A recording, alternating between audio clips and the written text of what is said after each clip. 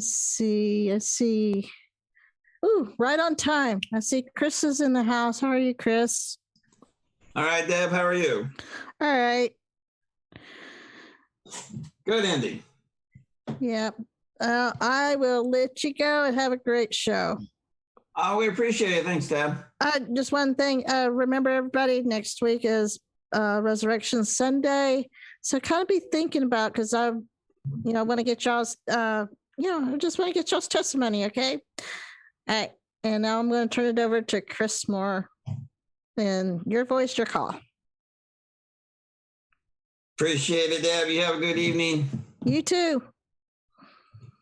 Hello, everybody. Well, welcome to Saturday's edition of another fun-filled episode here on Your Voice, Your Call, Saturday 27th. And we are going to have a good time tonight, and we're going to have some fun, and we're going to get into some cool stuff and some pissed off things that's ticking a few of us off this evening. So let's jump into it. Let me get my opener all ready, and then we will start it and see you here shortly. So stay tuned, and we'll be right back, everyone.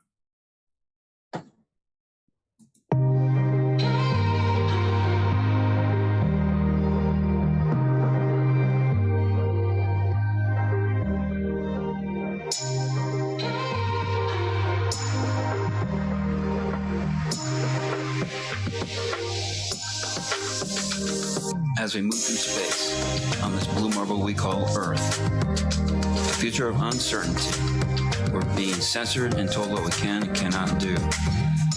There is a voice amongst all. For all of us, that voice is.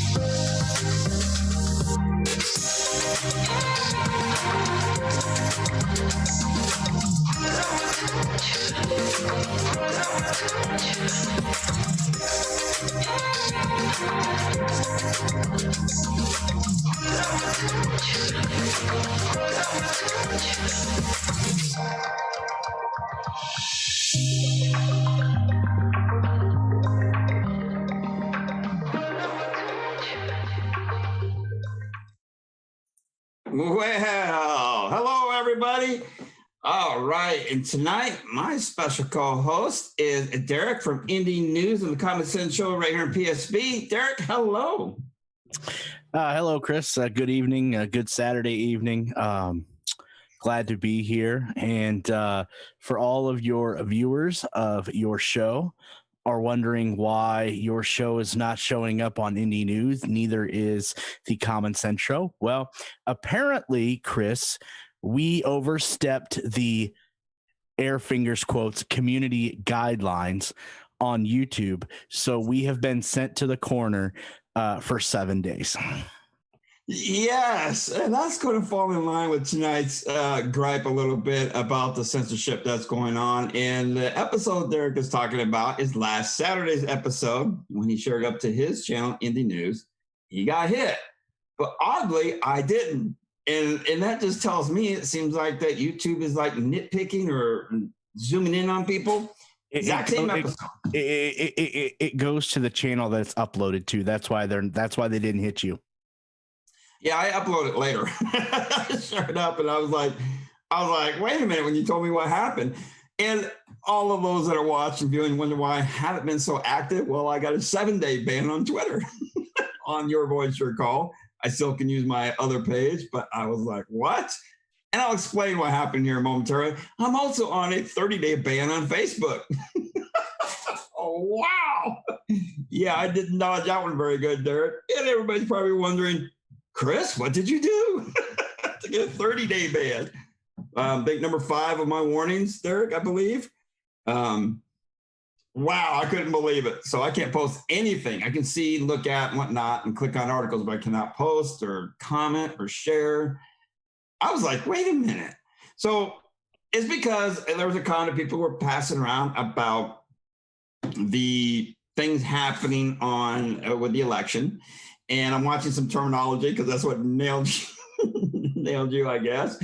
And so I commented to a gentleman who was picking on somebody. I came to the rescue, I guess. So I indicated that, yeah, you keep being part of the sheep. I did an interview with Melissa Crone, and we all know that from a while back on my show, and she was hired by them, meaning Dominion, as an IT and witness fraud. Yes, fraud didn't happen.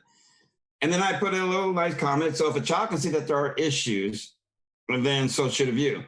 So I asked a question: is the child smarter than you? Apparently, that person took it offensive and reported me. I find it hilarious at the beginning of what you said that you came to the rescue and ended up getting suspended. Yeah, it was kind of crazy. It was like, what the heck is going on here? Because and it took a little over a day. Normally, certain algorithms hit certain words. Well, hence how I got banned on Twitter. I was pretty lived at our little governor, and I put, it's time to take Ryan Holcomb out of office ASAP. Let's tar and feather him and send him on a one-way boat. And then I put Ryan Holcomb, Democrat in disguise. Instantly, I got hit for 7 days. On my other one, all I put was we need to vote him out of office. I didn't get hit, so it was the wording. And so I thought I've been under the radar all along. Guess not. Guess they're paying attention somewhere along the line. But we got too many of these left-wing nut job, pacifier-sucking, basement-living crybabies that got me banned for 30 days. I have 26 more days to go. Everybody on Facebook. Sucks, doesn't it? It does. And 2 more days on Twitter, but that's okay. I get a little break from, because there's some posts that I want to light it up, so I've got a ghost account that I might start using. But so we'll fumble through on a couple of these articles that I can share and use that I've shared over deliberately to one place so I can click on them and use them, and we'll have some fun. But I am really surprised that anytime you use those, Silk Stick in comment says, same here, using the words Trump fraud election, got 30 days. It was my 5th warning. Maybe the next one will get me banned altogether. Who knows? But Derek, a week for just making a simple little remark on the show last Saturday. And now he's kind of stuck. I'm a little floored, but he got hit and I hadn't. Well, Derek, I'm sorry, buddy. So he will be back up and running any day now, actually, right? That was happened a little while ago, so you should be okay before long. Oh, well. But they don't like the truth. They don't like us pointing out things. And so I have a little crybaby watching in the wing that got a little upset that I called him a sheep or that a child's smarter than him. Hey, so believe me, when I get back, I will be making that person famous. So I might risk that ban again there. Why do you think we're going to other platforms? Anyhow. Well, just so you know, Chris, that issue has now been fixed. So the videos of not only your voice, your call on Saturday nights, but the Common Sense Show Monday through Friday will not be directly uploaded to YouTube. They will be sent directly to my email, and then I can pick and choose where to upload them to and where not to. So YouTube. Yeah, and I still try to use YouTube building our followers. But the good news, everybody, is I'm working with a couple of builders. We are really putting together basically Your Voice page, but it's going to be an umbrella page where we can put our shows, including PSB and any other show we choose, to be live streamed without any consequences, without being censored, without being told we can't do it. So keep your eyes and ears open for that, because that's coming up. And they've been showing me some templates, and we're really working hard on this, and they've gotten on board because even one of them is going to join. So the cost will be minimal. We're going to have some fun, and we'll be able to live stream our shows. So YouTube, just like Derek did, anyhow, we're going to bypass this nonsense and get the viewerships up there. What do you think of that, Derek? I think that's a great idea. And any way that you can bypass having to use Twitter, Facebook, YouTube is an excellent idea. I would suggest if you don't want to use any one of those three, alternatives would be, for example, Facebook would be Gab. I would tell people to go to there. if you enjoy Facebook and you're ready to find a alternative platform to Facebook, then I would suggest Gab. I know a lot of people were on Parler. That's I think it's an alternative to Twitter. The one mistake, and I've criticized Parler time and time again, was when they went to the Amazon Web Service, and you see they got burned for it. People are afraid to go back, but if you want an alternative to Twitter, then for the time being, until either Mike Lindell or President Trump do start up their own social media platforms, and I'm going to caution people on those, wait till they get the bugs fixed out on it, because not everything in the social media platform world is perfect right when it gets released. So just be careful. Don't jump in the boat too early on that. Wait till the bugs are fixed. And then also too, for people that are looking for an alternative video platform to YouTube, I would suggest the two video platforms the Common Sense Show uses.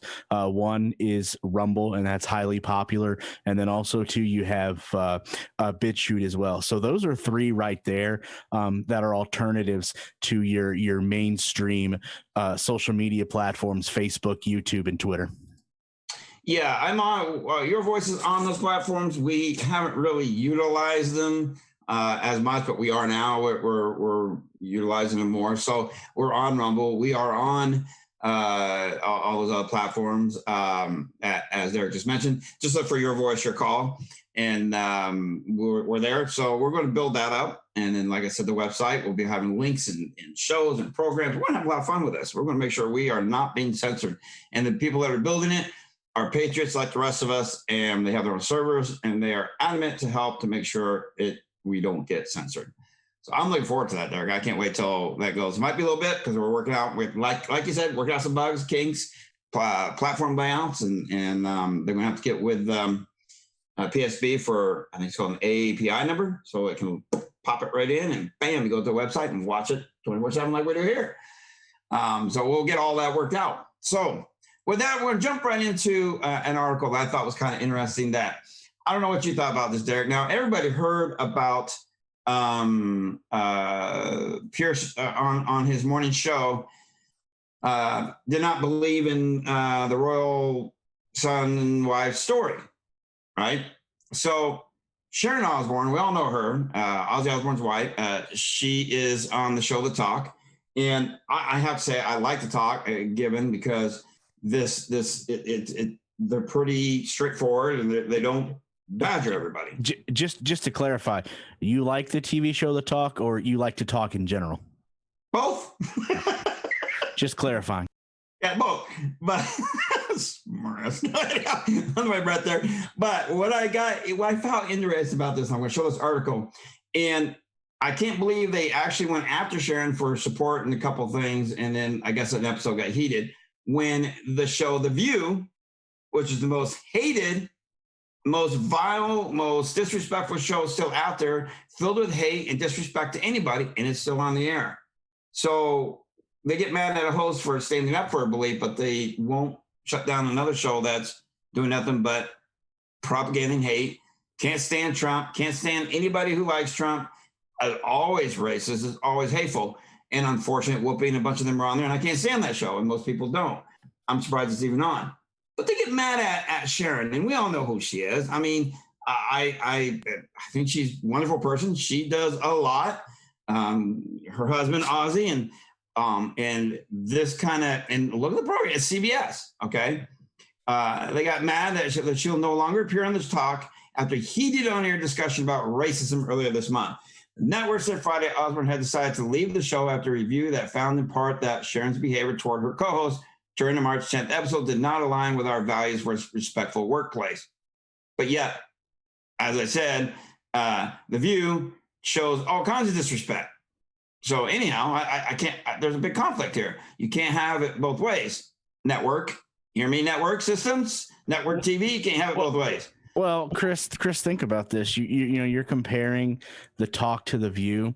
Obviously, it's on two different networks. So the ethics and morals which ABC doesn't have any because, like you said, they do televise The View, are going to be different than what they are for CBS. And I think that last statement there in the first paragraph is totally obscene, where it says, Sharon's behavior toward her co-host, during the March 10th episode do not align with our values for a respectful workplace. CNN, and I'm not breaking any news here, but newsflash, you have no values. So don't project that you do, because you don't. Yeah. CBS or CNN, and which brings me to, we aired last time that CNN paid an Antifa leader to riot at the riots in DC. So yeah, stick it, CNN. So gee, how much more are we going to get banned for this one? So they put an internal inquiry, said the show's co-hosts, including Osborne and Cheryl Underwood. Well, think about it, Chris. The show's not going to be uploaded on YouTube, so they can't ban us. Oh, hey, there we go. They weren't properly prepared for the show's team for discussion on race, but it is said that there was no evidence found to support Osborne's claim that CBS ordered should be confronted about her support of British TV personality Piers Morgan, which I brought up earlier. On his show, he believed that they were not telling the truth during an interview, and that comes up here momentarily. Morgan, who is a friend, on Good Morning Britain, after saying he didn't believe Meghan and Duchess of Sussex when she said in an interview that she had considered suicide when unhappy with her life in Britain's royal family. He didn't believe it. Okay, that's fine. We don't believe it. Here on our shows, we believe it, we tell you. And she's a friend of his, so she supported his decision here. So it's been on heinous since March 10th, discussing what investigation CBS said. It had conducted workshops and training this week about equality, inclusions, and cultural awareness for the hosts, producers, and crew. And we're going to get into another subject on this here momentarily. There was no immediate comment from Osborne's publicist. No replacement has been announced. So during this decision, Morgan Underwood asked Osborne, what would you say to people who feel that while you're standing by your friend, it appears that you gave validation of safe haven to something that he has uttered that is racist, even if you don't agree? She replied angrily, using words that were bleeped out, and said she felt like she was being placed on the electric chair for having a friend that some people think is racist. After the commercial break, discussion continued with Osborne telling Underwood at one point, don't try to cry. If anyone should be crying, it should be me. Osborne gained TV fame during the reality show, The Osbournes, and then talked about X Factor and the stuff she's been on. Basically, she was standing up for a friend, but then in that comment there, maybe they said, oh, we can't do that. But yet, as I just mentioned, on The View, they spew hate every time they open their mouths. Every one of them. Whoopi, the rest of every one of them, clan, piece of crap group, it's always hate. And yeah, another network. So why, okay, we're going to accept that, but we can't accept this. Goes right back to all the stuff that's been going on. If you are going to accept WAP, but you can't accept Dr. Seuss. If you're going to accept all this other crap, but you can't accept, growing up with it, even Sesame Street is going to start being stupid. Trust me. This stuff is getting out of hand. So here they're saying she couldn't say that statement to defend her friend, but yet the View can sit there and be hateful towards Trump and Trump supporters. Yeah, screw you. Makes me not want to watch those stations. I can't understand why they think that ain't that bad. She defended something and believed in her belief. Oh, now she isn't going to be on the show. I don't know. What would you do if you were her? I think I would feel like suing, or I don't know. It's just going backwards. Well, I can tell you that especially The View is not it doesn't target conservatives. You know why? Because Chris, what time does the View come on ABC? I don't know the exact time, but it's during the day, like early. Oh, so it's during the day when conservatives are working. Okay. Right. Right. Yeah. I think we brought that up once before. Yeah, because it's not who gives a crap, right? It's usually people who are lefties that don't do anything. And, I'm not going to pick on American people because I love people, but you see where we're going. So whoop the freaking do. Right. So I don't know how people out there in chat feel, but I don't know how people feel about Sharon. I like her. I like her moxie. I like how she stands up for what she believes in. There's nothing wrong with that. But she did it in a decent way, but okay, she got a little heated. Who doesn't? I've seen heated stuff on shows before, but I see stuff constantly. I mean, man, all over his other shows when I have seen them. So I don't care.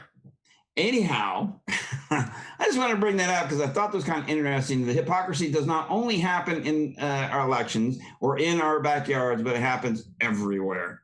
And it's happening no matter where you look. Hypocrisy is in your face and they don't care. So, Derek, now with that, I think things are being pushed a little too far when it comes to the election. And I don't care if we get hit for this. Now, check this out. We know what happened. We know what's going on, what Georgia did, right? So Wish TV put out this wonderful little article that I actually couldn't stop laughing on. And I shared it over. It's on my pages. And so the ones I could share currently. And I kind of thought this was interesting. Biden on Friday called a sweeping elections bill signed into law in Georgia. Jim Crow, the 21st century. A blatant attack on the Constitution and good conscience. Now, Derek, Georgia had a lot of problems during the election, correct? They did, and the bill that was signed by Governor Kemp. There we go. Governor Kemp, yeah, I mean, it does on the surface fix a little bit of their voting issues they have in Georgia. But if you dig into this, it doesn't fix them all. So, Kemp, yeah, congratulations. That's great. You did it for optics because your polling numbers absolutely suck. But it's a little too late to do something now. Yeah. And the only thing I'm going to say about what illegitimate President Biden, he called this the Jim Crow of the 21st century. He also too used the phrase Jim Eagle. And I wonder, do you think Jim Eagle is related to Spread Eagle? Holy crap, you did not just say that.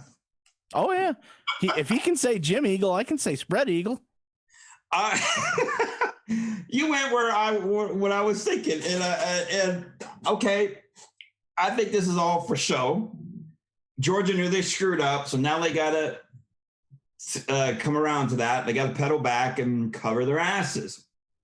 So they come up with this bill. Okay, it is late, but they're trying. But here's Joe complaining about this bill. Why? Everybody, 100 points to the one who can guess why he's complaining. Oh, let me hint at this. He's complaining because you helped us rig the election. Now we can't get you to rig it anymore because you're going to follow this law. Does that sound right, Derek? Well, Joe should know because he did mention the other day when he was talking about the filibuster that he's been in the Senate for 120 years. So being in the Senate for 120 years, he ought to know that. I believe he makes a statement, and I don't know if it's quoted in this piece or not, that he in the House are going to try to do something law-wise for this bill.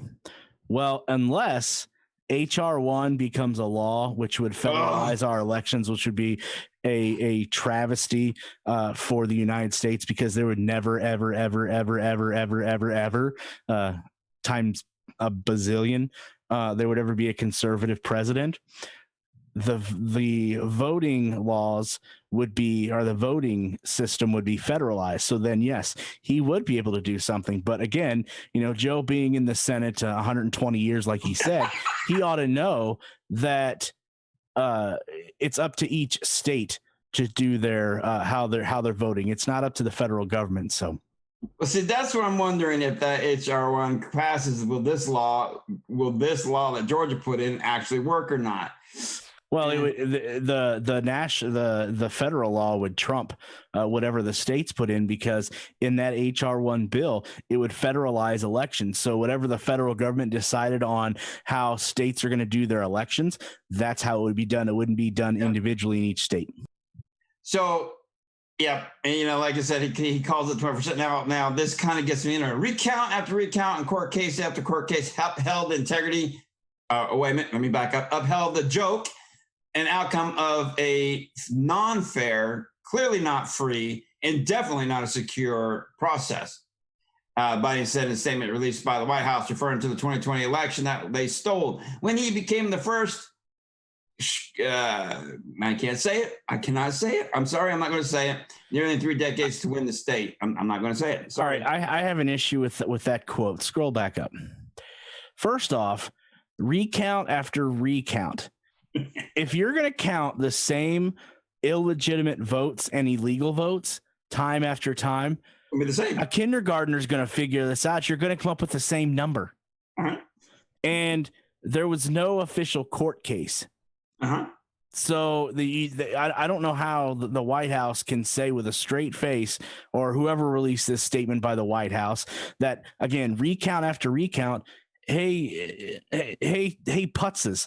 If you count the same votes over and over, you're going to get the same result. And then court case after court case, these cases were never heard. So it's not a case. Yeah, and we're talking about Georgia here, and I can't say anything of that, but yeah. So now instead of celebrating the rights of Georgians to vote, see, I can't say these words, to vote or on winning campaigns on the merits of their ideas, Republicans in the state instead rush through an un-American law to deny people the right to vote. This is law.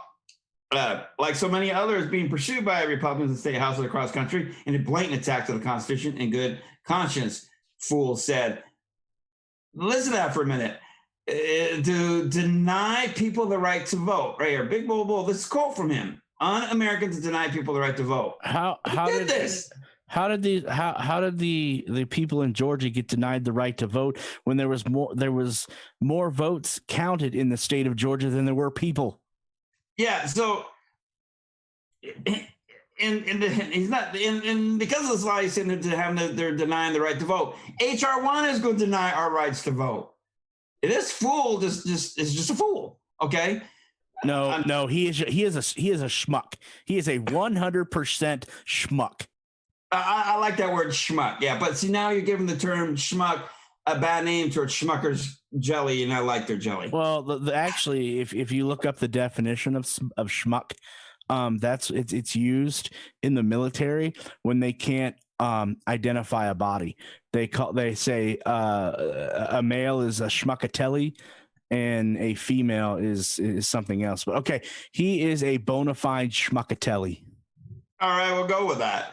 So I bet he's not happy with the Republican governor, Brian Kemp of Georgia, signed the bill into law Thursday evening, part of a national Republican effort to restrict access to the ballot box and keep battleground states since the 2020 election saw a record turnout. Yeah, bullshit.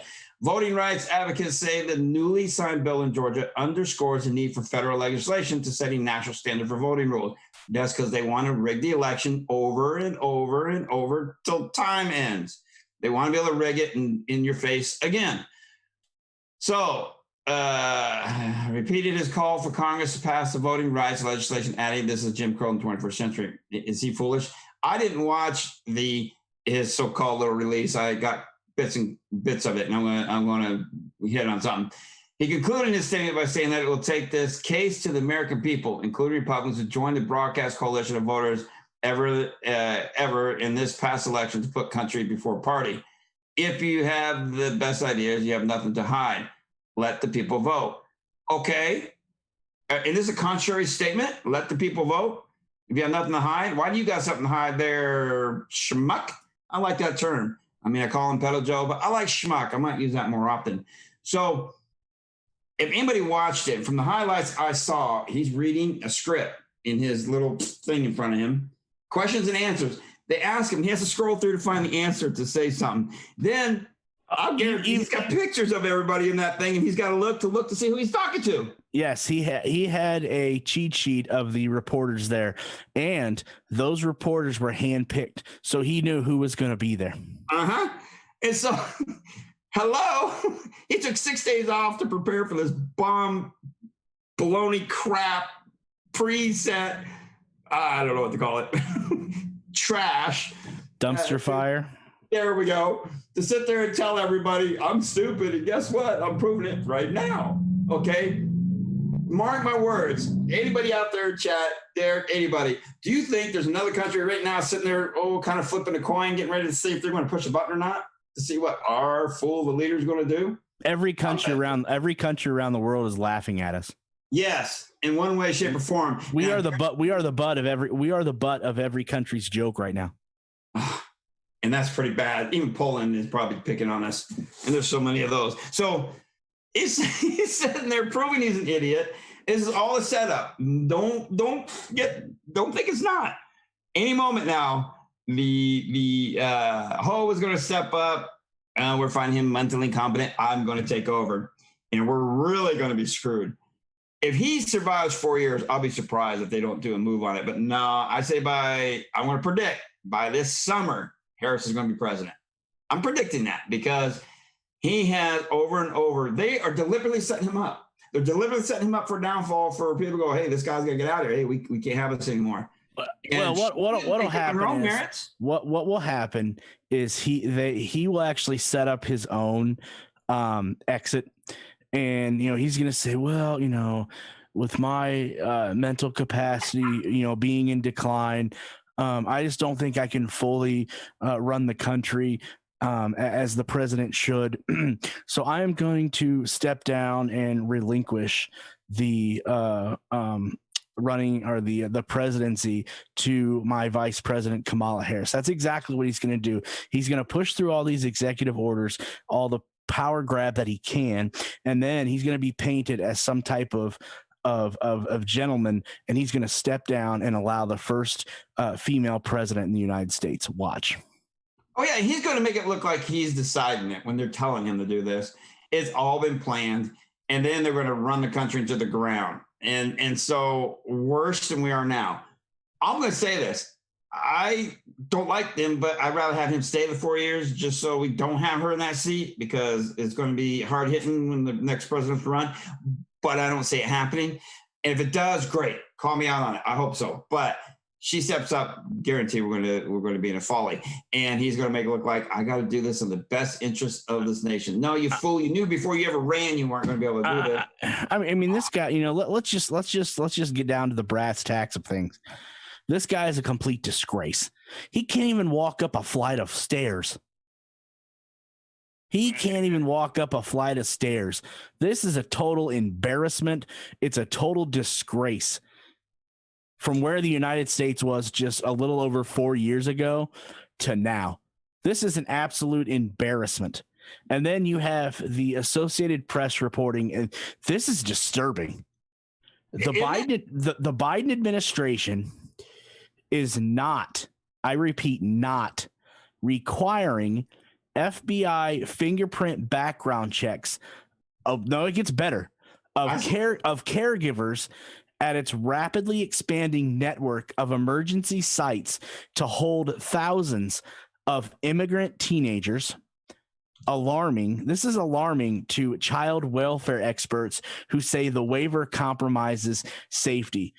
So not only do you have a bumbling buffoon in the White House that is an embarrassment and a disgrace to the United States, now we have no idea, not like we did before, but we definitely have no idea who is coming across, who are these immigrant teenagers, immigrant children that are coming across the border, because the FBI is not requiring fingerprint background checks. And that's something wrong. Something's wrong with that. I say no. You should have background checks, fingerprint, everything on anything, social workers, whatever. I mean, voting. I mean, this is going to get. You might as well just look over at Russia and now Kim Jong-un fool goofball and say, take it over. Here you go. We're right for the taking. Go ahead. You know who my favorite foreign politician is right now? And people are probably going to call me a Russian spy, but who he didn't have to have him. Vladimir Putin. He said, okay, Joe, anytime, let's have a debate. And what was the Biden administration or the Biden spokesperson's best answer? Well, we have time for George Stephanopoulos and softball interviews with him, but we just don't have the time to have a debate with you, President Putin. No, you don't. You're scared to death. Just like you were scared to death to have a debate with President Trump. Vladimir Putin would eat your lunch, just like President Trump did during the debates. Putin would slap that bitch right out of the room. So I'm going to step out and say it. He would just bitch slap him. There's no answers or buts about it. I mean, that's while he's taking a shot of vodka. With a grin on his face and a cigar in the other hand. Yep, I have to say so on that because, yeah, I can't fathom this.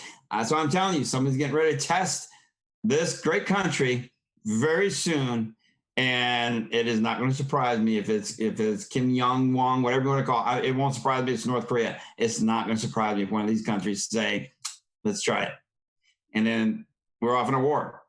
So let's jump up on here because now we've talked a little bit about where the virus came from, what they're saying, what they were trying to get at, what they were heading for, whatever, and all this other good, fun, fidel, fancy crap. So we all know where it came from, correct?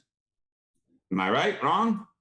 But wow, it seems here that they have 4 theories of where it came from. 4 theories of where it came from. Geneva. Now, okay, check this out. A team of international and Chinese, mind you, Chinese scientists is poised to report on its joint search for the origins of the coronavirus that sparked the pandemic after it was first detected in China over a year ago. Gee, just look in China. You know where it started. With 4 theories being considered, and one clear front runner, says experts.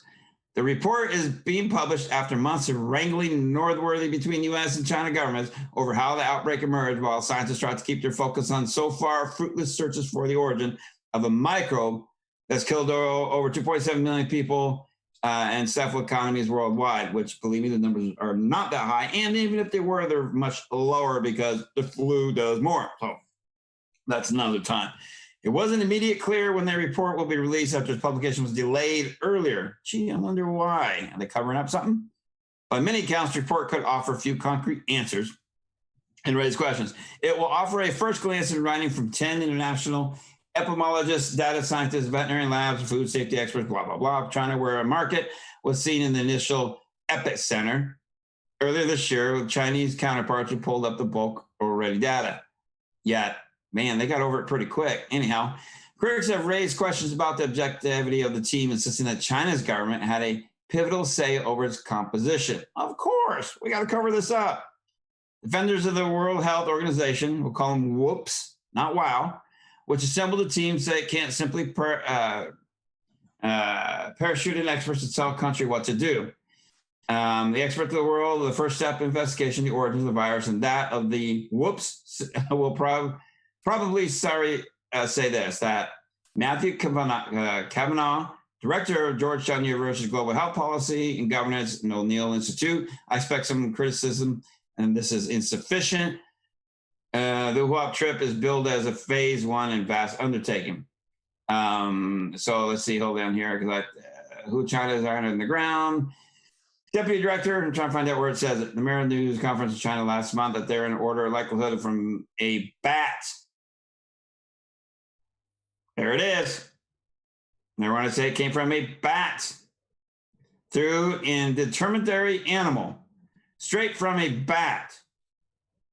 Contaminating frozen food products from a leak from a laboratory like the Wuhan. A bat. Anyhow, they promoted the third theory, the cold chain, while the U.S. administration under Trump played up the 4th one of the lab leak. But it said those 2 hypotheses were far down the least likely sources. He suggested frozen products of which the virus was found were most likely contaminated by infected people. And infection people also likely brought the spread of the virus through the market associated with the outbreak, where some of the contaminated products were later found.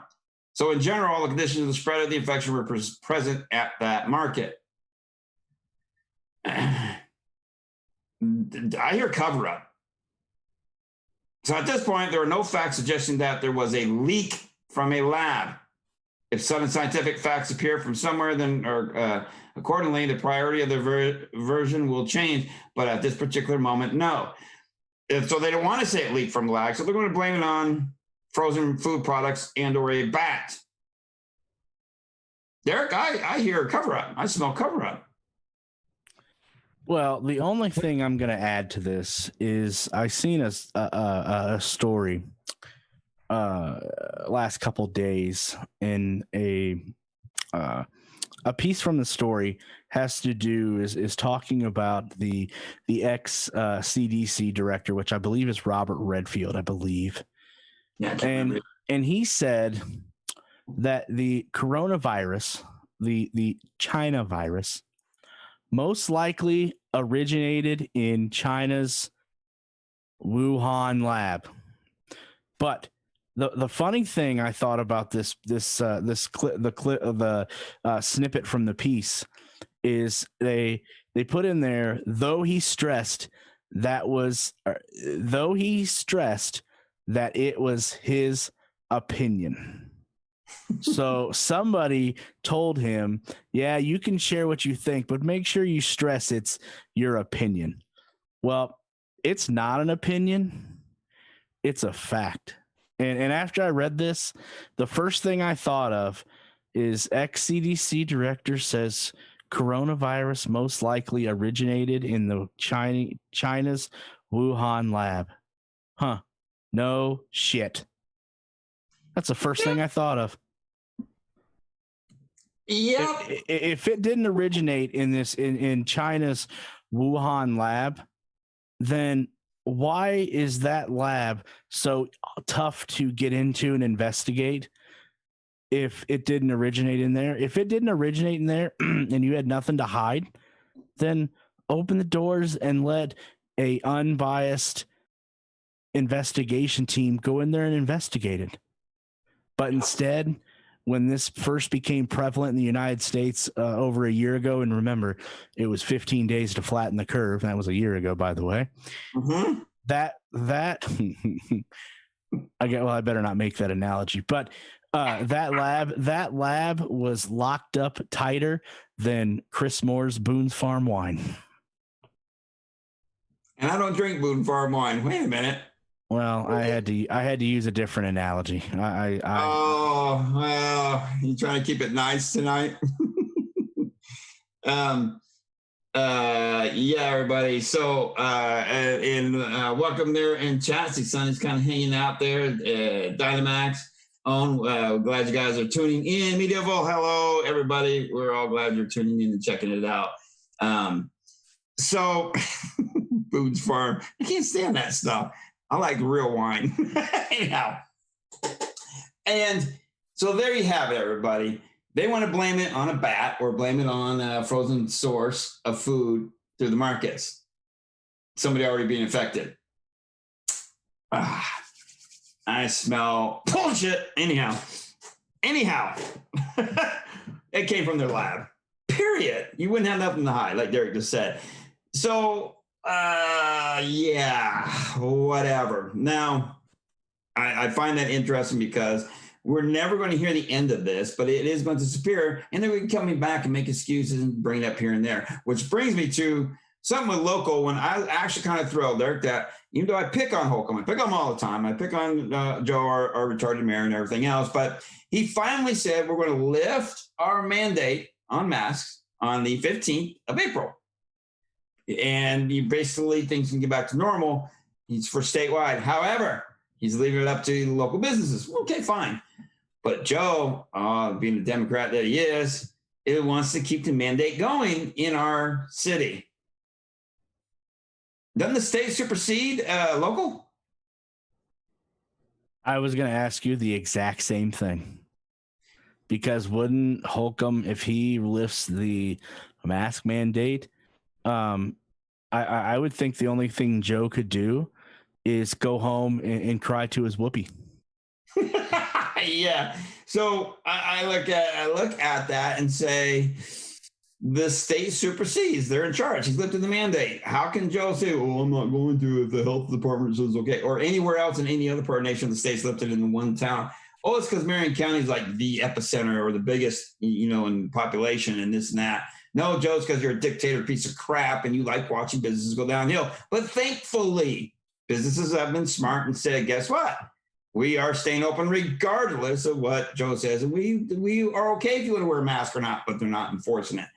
Joe is done. Nobody cares. Nobody gives a rat's ass what he says. On to the next move. And as much as I pick on Holcomb, I give him kudos for lifting the mandate because I think he realizes we need to. Well, let's piggyback a little bit. Governor Holcomb is releasing the mandate because Kristi Noem in the great state of South Dakota was out on the forefront of this. And she didn't have to lock down her state. She didn't have to shut down her businesses. Mm-hmm. So her political clout went up here. And now all the other Republican governors, the heat was turned up a little bit on them. Mm-hmm. Governor Noem and Governor DeSantis were the best two governors, I think, in the United States that the way they handled this China virus. I think the worst two, at least two, were Governor Nipple Rings in New York and who's Governor Newsom. There we go in California. So, Kristi Noem, love her or hate her lately. I think what she did, not only with the coronavirus and the way she handled that in her state, kind of forced the other Republican governors' hands a little bit. Yep. So they've they've loosened up their restrictions a little bit, and she's been in the news a lot this week over the female sports bill that she sent back to her legislators. I challenge people to go back on Friday, yesterday, and listen to the interview that she did with Dan Bongino. Now, they didn't come to any type of agreement, but she is playing the long game in this. She's not playing the short game. She is playing the long game in this bill. Now, I wasn't the happiest with her when I heard that she sent this bill back to the state legislators, but she explains why she did it. She's playing the long game in this. She's not playing the short game. So I challenge your listeners to go back yesterday, go on. Dan Bongino can be found on Rumble. If you're a fan of him, that's fine. If you're not, just go back and listen to the interview he does with Kristi Noem. And she explains why she sent this back. And all I'm going to say is she is playing the long game here. She's not playing the short game. It can work both ways, right? It can play in both favors. So I say we keep an eye on, see what happens. But I think the Republican governors are smart to say we got to open up. Now, I've always leaned on that Holcomb, even though he has an arm for his name saying he's Republican. I believe he's a Democrat in disguise. But however, he is doing what is right for the state. I got to give him a little credit on that. And I hope other states out there are paying attention to doing it too, even the Democratic ones. But we know how they are right now. So, I plead to any Democrat governors that are in your states that aren't fully opened yet or opening up, write to them and say, hey, follow suit. Let's get this going. Although a lot of businesses are pretty much saying, screw it, they don't care. So, here we are with that. No, you're absolutely on the right track.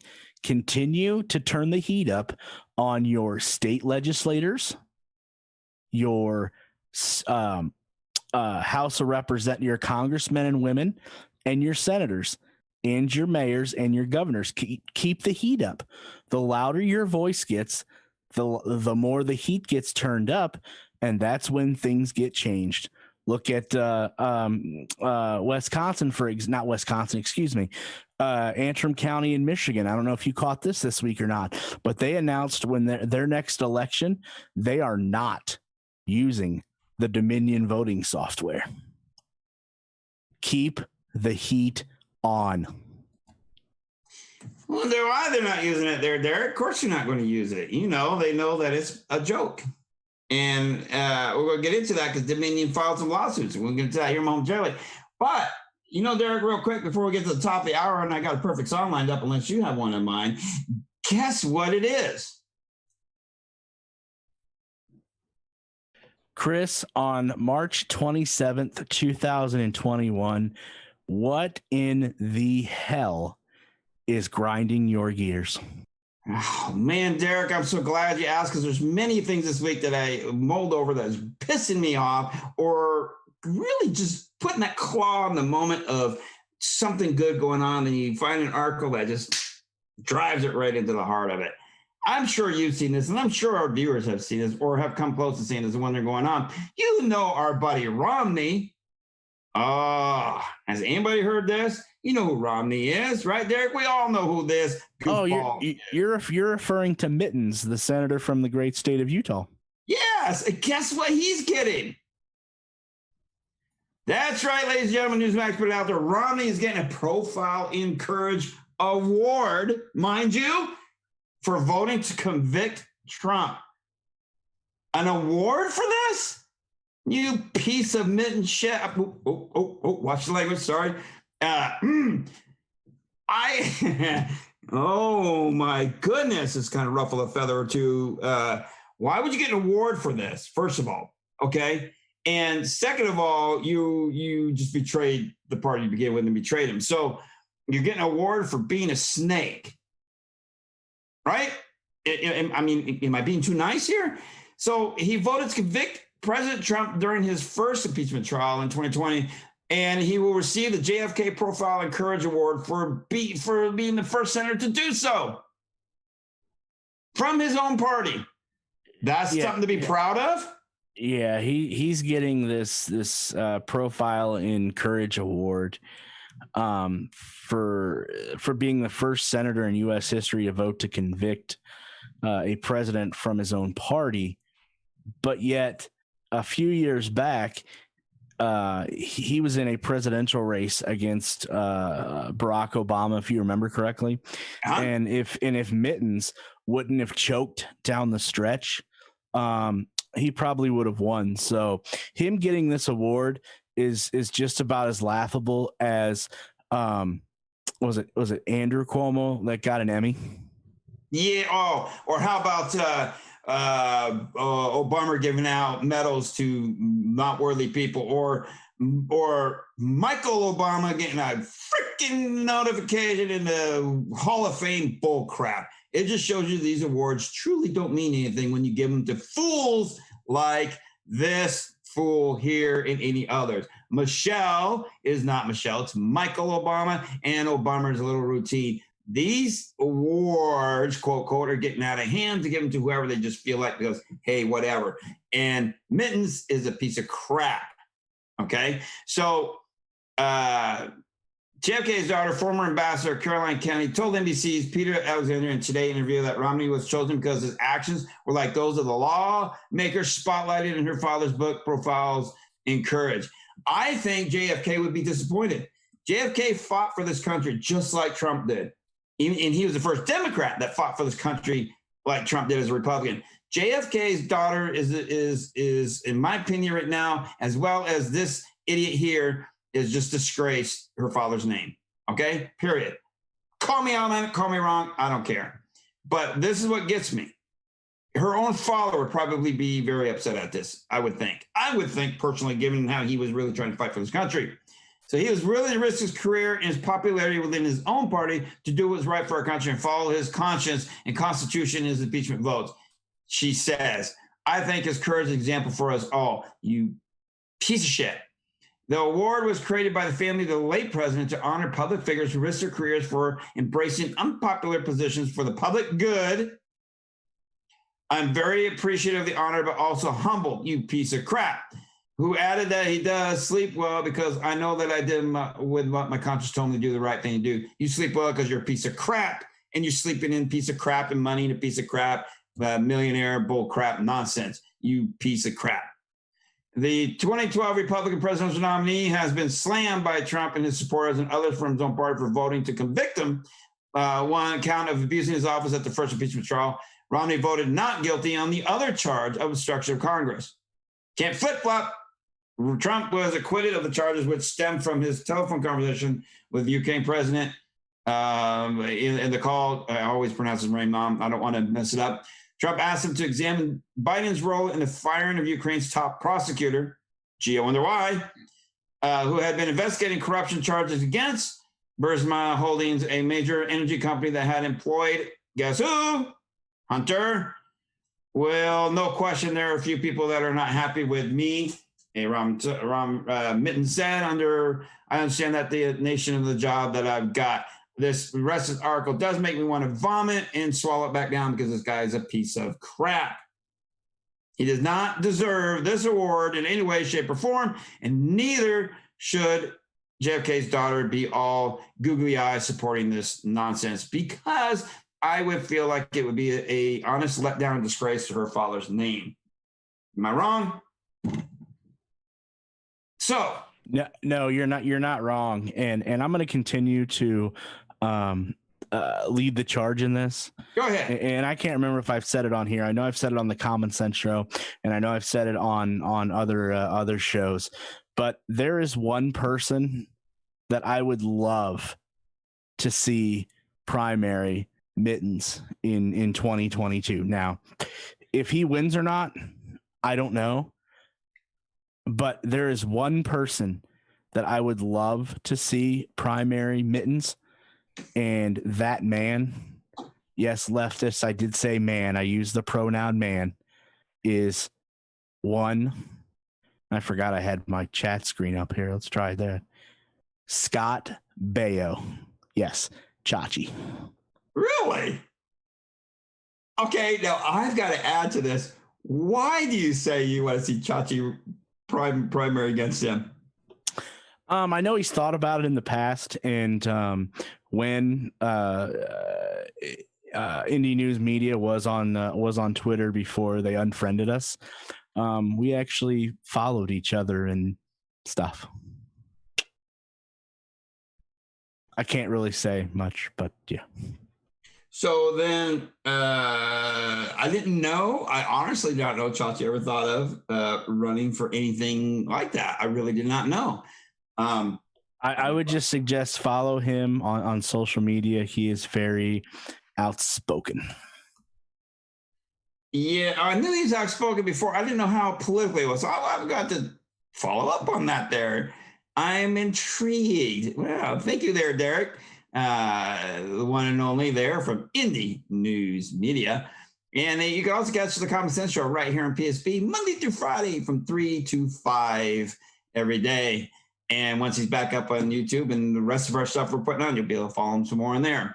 So now I kind of thought, because we talked about the virus a little bit, we're kind of touching on a couple things.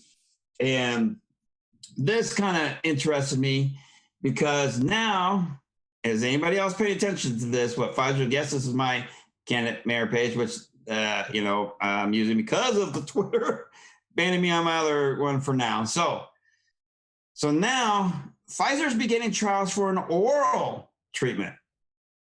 So the shots aren't good enough? Or is it because people are afraid of the shot, and so they're going to try another avenue to get you to take this vaccine? And it makes me wonder what's up here. Is this what it is? We're going to make them take it. We're going to make them try, oral, because maybe are they afraid of shots, or because they want to find another way to cram their nonsense down our throat? Oh my goodness, did I make that reference? I sure did. So they're going to find another way to cram it down our throat. So Pfizer's announced Tuesday that it's begun testing an oral treatment, and the antiviral treatment will be the first of its kind in the fight against the virus. The phase 1 study will be tested on healthy American adults to evaluate the safety and tolerability of an investigational novel oral antivirus therapeutic for the virus that causes the COVID-19, the company said. I stumbled on the words because, man, that's a lot of fancy words. Company, I might as well just say so we can cramp down the throat. The company is also testing an intravenous antiviral to treat it. And those, just sum it up, that means they're going to put a tube in your arm and send it to you through a bag. The treatments rely on protease inhibitors, the technology that's also used to treat HIV and hepatitis C. Protease inhibitors work by binding to a viral enzyme called a protease and preventing the virus from replicating within the cell. Okay, so now the treatment would be taken at the far side of infection and would not require the patients to be hospitalized or in critical care. Tackling this pandemic requires both prevention, vaccine, and targeting treatment for those who contract the virus, said the president, blah, blah, blah. It is mutating the continued global impact, and it appears like that it will be critical to have access to therapeutic options both now and beyond the pandemic or lidamic. So am I right by saying there's just no way cramming it down our throats? Am I just kind of, being the smart ass that I am tonight? I don't know. I just find it interesting because now they're finding ways to get around everybody saying they don't want to take it because they don't trust it, but we're going to try an oral one. So would you out there, chat, would anybody try the oral? And so let's see. So far, I don't say anything just yet. I'm just kind of new format, interesting comment there. Yeah, so I'm just wondering, is it I don't know. Is it one of those that just, hey, you were doing it because everybody's afraid of the virus and taking the shot, or are they doing it, like I said, they want to cram it down our throat? What do you think there, Derek? Or am I just kind of reading into it for nothing? No, I think you're absolutely spot on there. Another way to cram it down our throats. Yeah, yeah, you might be right on that. So with that, we are at the top of our hour. And Derek, if you don't have one, I actually have an inch. I like this guy. I'm enjoying his music. I really like what he's been doing and putting out there for us because Derek, he's just phenomenal. And he hits the nail on the head with all this crazy mumble jumble bullcrap that's going on. Do we know who I'm talking about, Derek? Come on, I don't. I'm talking about Bobby Brown, everybody. Yeah, or Buddy Brown. My bad, Buddy Brown put out a brand new song. It's a great little song, and it fits with what is getting ready to happen to us that we touched on earlier. So let's do this song at the top of the hour, and I hope you all enjoy it. We will be back momentarily with Your Voice, Your Call. So here we go. So, unless you're living in like a completely alternate dimension from the rest of us, the way life works is like this. You got the super rich, and they're going to whine about their taxes getting raised, sure, but they're still going to be living in a mansion next year, too.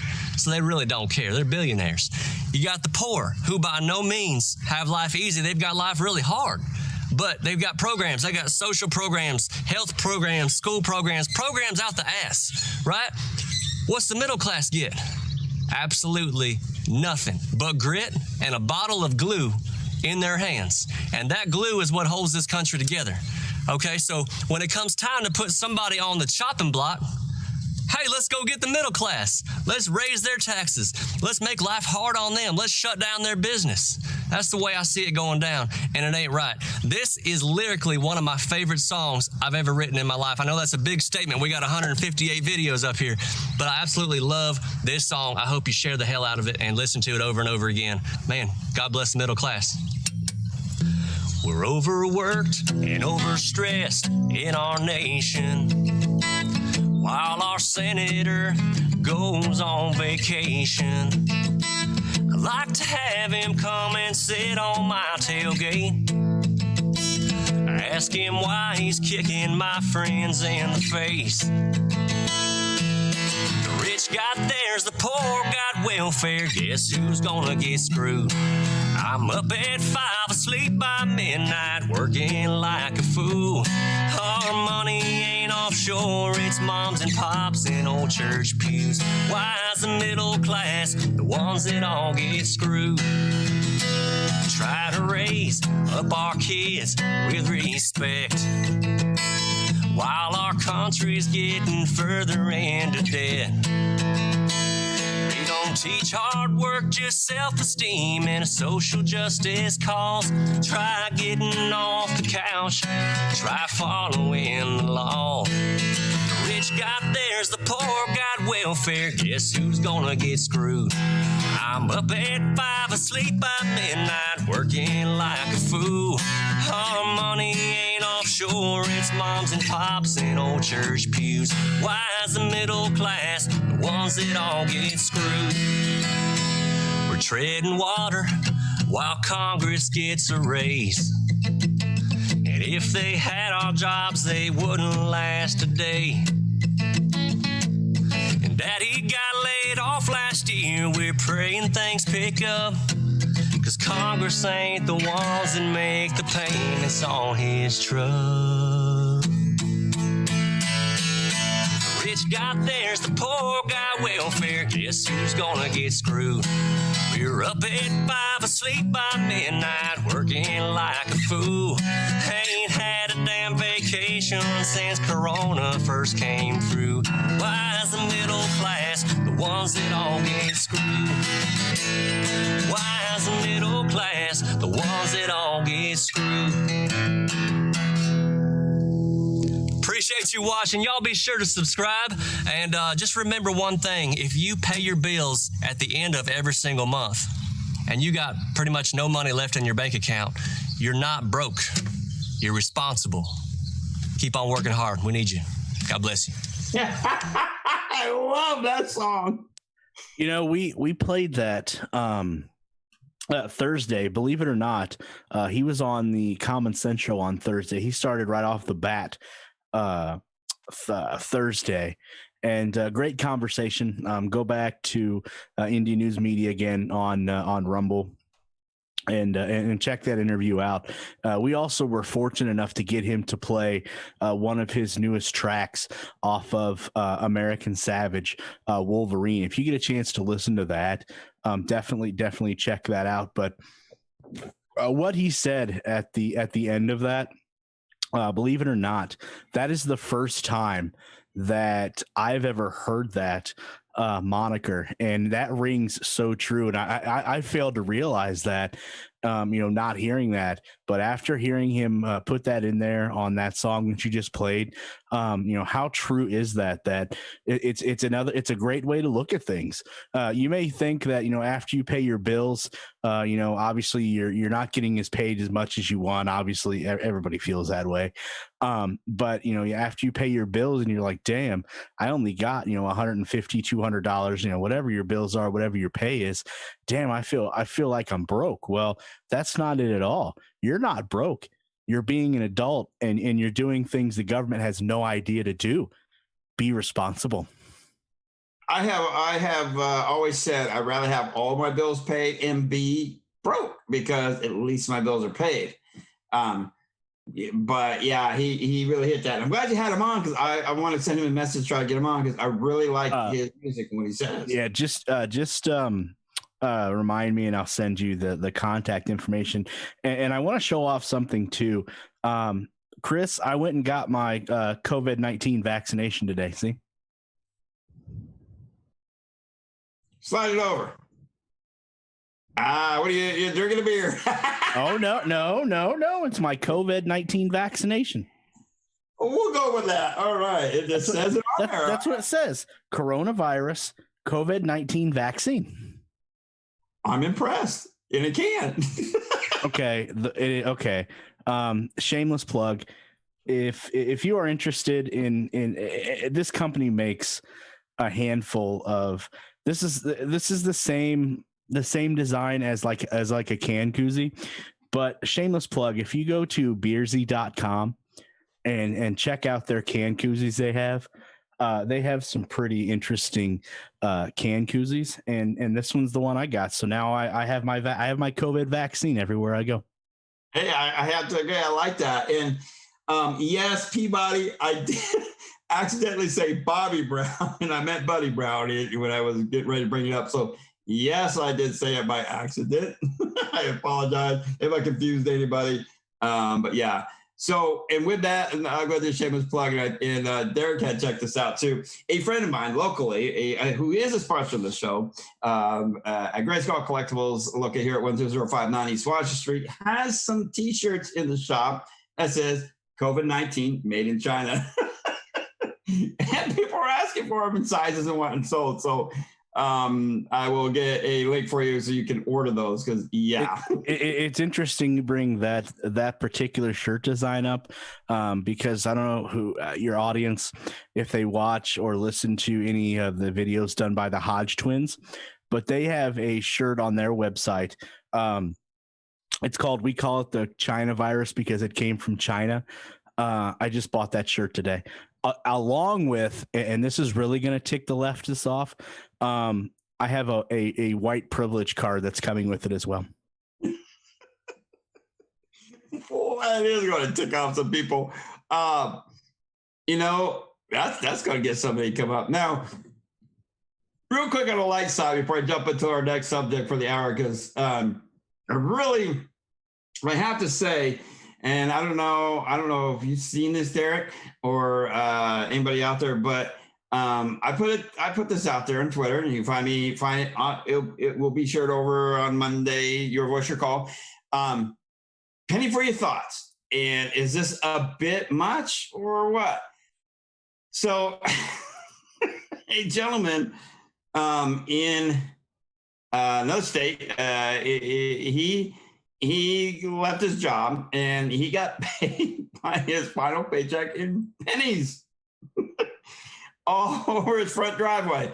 I don't know if this is, going too far. Penny, brief thoughts on this. So Georgia man said his former employer owed him a pretty penny, $1,950 to be exact, after leaving the job in November. So he was shocked to see his final payment, 90,000 oil or grease covered pennies at the end of his driveway earlier this month. News outlets have reported this is a childish thing to do. He left his job at Oklahoma Walter Auto Works in November, and he said he was the final check and he had difficulty getting it, even turning it to Georgia Department of Labor. In mid-March, he left his house with his girlfriend and noticed a pile at the end of his driveway. It was all pennies covered in a little bit of oil. Now his nightly routine consists of cleaning the pennies so he can cash them in. It takes about an hour and a half to clean off several hundred. I think it's going to be a lot of work for money I've already worked for. The owner of the shop spoke with a local TV station there and stated that he didn't know if he did or didn't drop the pennies off. How would you not know? I don't really remember, he says. It doesn't matter. He got paid. That's all that matters. This guy's acting like a little prick and calls him a weenie.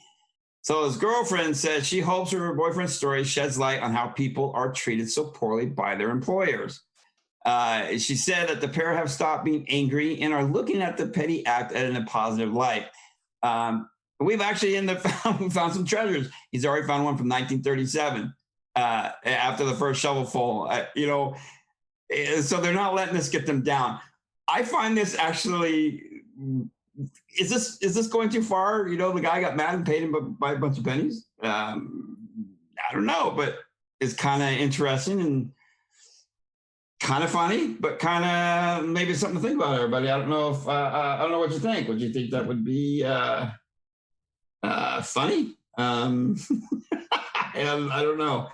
I did find it very interesting, and I hope you have problems with your employer. That don't happen to you, but here we are with some silly nonsense. I thought you might get a kick out of that. I don't know. Oh, Derek stepped away for a minute. So I do find that kind of interesting. And I have a question, because I was going to ask Derek this, because I saw this and I don't know if it means anything. Does anybody know who Linwood is? The first time I heard of this guy's name, Linwood, somebody broke it out on Twitter and said this Linwood person says that Bill Gates will likely be exposed as the man funding Dominion's lawsuits, which I have the article on that, because they're filing lawsuits against people for, defamation and picking on us or whatever. Who is Linwood? Does anybody out there in chat know? And I hope when Derek gets back, maybe he knows. I honestly never heard of him until this tweet came out.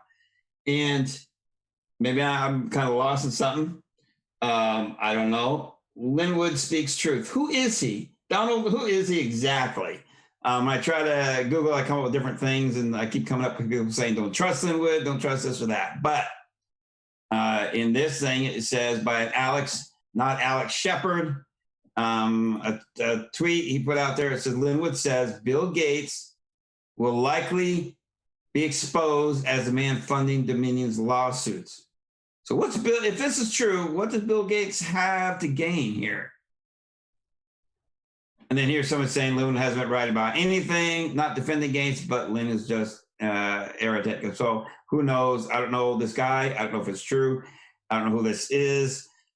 I'm being honestly being naive to who this Linwood is, but I do find this interesting. If Bill Gates is funding Dominion's lawsuits, what does he have to gain out of this? You can jump over there and check it out. Alex Shepard is the one who posted it, and there's a ton of comments. Derek, do you know who Linwood is? Yeah, I absolutely do. Linwood first became relevant. If you remember a couple years ago, he was the attorney that represented Nick Sandmann when he was suing all of the mainstream media outlets and made him, a millionaire basically. And then Linwood was very spoke out a lot about election fraud and what happened there in the 2020 election. And then before that, he was the individual that helped bail out what's his name? The shooter from Minnesota, Kyle Rittenhouse. There we go. And then Kyle Rittenhouse, just within the last month or so, has denounced Linwood as his attorney. But yeah, that's who Linwood is. He is still outspoken for what happened in the presidential election during the 2020 election cycle. Okay, the only reason why I haven't really noticed his name was because there's others that have been speaking out against it, and maybe they're overpowering him. And no, not necessarily sleeping under a rock, everybody. I'm not behind under a rock. I honestly slipped my mind and over my head on some things about it. But what gets me the most is Bill Gates. And what does he have to gain if he is funding Dominion's lawsuits? What's he getting out of it? I mean, I'm a little wondering here. Is this saying that maybe Bill Gates had something to do with part of the election issues, or is he getting something big out of this? I mean, he isn't going to dump money without getting something back. So I am curious about this. I see the people comment. Thank you, everybody. I mean, I'll admit I didn't know. That's okay. If I'm not sure and can't remember, I appreciate the heads up. So for a minute there, I look stupid. That's all right. I don't mind. So I'm going to have to follow this one to see what's going on with Bill Gates, because that is an intriguing thought. I mean, you never hear much of that, like them coming into with Dominion, but I have to, I'm intrigued at this. Sunny days. I see it. And so, I am floored at this. So, hey, great. Bill Gates controls. So do you think if that's the case, if Bill Gates is backing it and backing all this, what else could he be involved in? And when it comes to our elections, is he trying to help twist things around? Is he trying to manipulate things? Gee, inquiry minds want to know. So we're going to have to keep an eye on that and see what is going on. I think that will give us some insight of some sort. I'm actually wondering now. So, Derek, I mean, I kind of touched a couple subjects. I think that we get some good comment out there. And yes, I'm getting picked on. I don't mind it. I love being picked on because it doesn't bother me one bit. And if we can't laugh at ourselves, who can we laugh at? I can laugh at myself. I think a huge issue right now is how Biden has completely and royally effed up the southern border. I was speaking with If you don't notice, and it's probably tough to do so, I got my hair cut today at a local place here in right down the street from where I live at, trying to use mom and pop places more than box stores or Supercuts or Great Clips or et cetera, et cetera. Mm-hmm. And we got in the conversation of, I found out where the barber stood in politics, and we were talking about a few things, and we started talking about the southern border. Now, I've said this on the Common Sense show and other shows that I've been on. That was, President Trump's first couple months in office. Was it a revolving door? Was it fly by the seat of your pants? Yes, but to that point. President Trump, after settling things down after being elected, did go down to the southern border. He did ask Border Patrol, all the great men and women of law enforcement that protect the southern border on an everyday basis. He said the things that people dread to hear the most. How can the government help you out? What can we do to help you with your everyday job, securing our border?